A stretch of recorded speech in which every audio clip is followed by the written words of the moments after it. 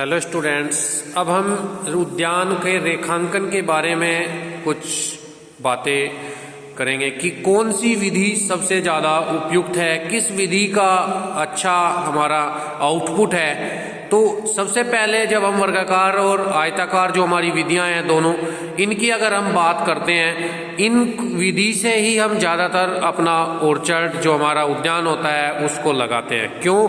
क्योंकि इन विधि से लगाने जो हम उद्यान लगाएंगे उनसे हमें कृषि क्रियाएं करने में, पौधों को रोपित करने में हमें कोई भी परेशानी नहीं होती। वर्गाकार विधि में भी, आयताकार विधि में भी प्रत्येक पौधे को पर्याप्त मात्रा में स्पेस मिल जाता है वृद्धि विकास करने का।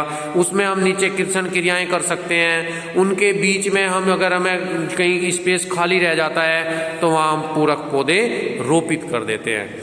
तो सबसे अच्छी अगर बात करते हैं तो वर्गाकार या आयताकार विधि से ही हम उद्यान लगाते हैं। लेकिन कुछ स्थान ऐसे भी हैं जहाँ पे जो हमारा भूमि क्षेत्र होता है उसकी कीमत अधिक होती है, तो वहाँ पे हमें अन्य विधियाँ भी हम प्रयोग में लाते हैं। जहाँ जमीन बहुत महंगी होती है तो वहाँ पे हम अनेक विधियाँ, जैसे त्रिभुजाकार विधि है, त्रिभुजाकार विधि से भी वो करते हैं। पंचकोणीय पूरक पौधे लगा देते हैं बीच में। पूरक पौधों से मतलब होता है जो पौधे अधिक वृद्धि और विकास नहीं करते, छोटे प्लांट्स होते हैं और अपने दो पौधों के बीच में छोटा सा भी अगर स्पेस खाली होता है वहाँ उनको हम रोपित कर देते हैं, जैसे पपीता। वर्गाकार आयताकार विधि में जहाँ भी थोड़ा सा स्पेस होता है वहीं पे हम पूरक पौधों के रूप में पपीता वगैरह लगा सकते हैं।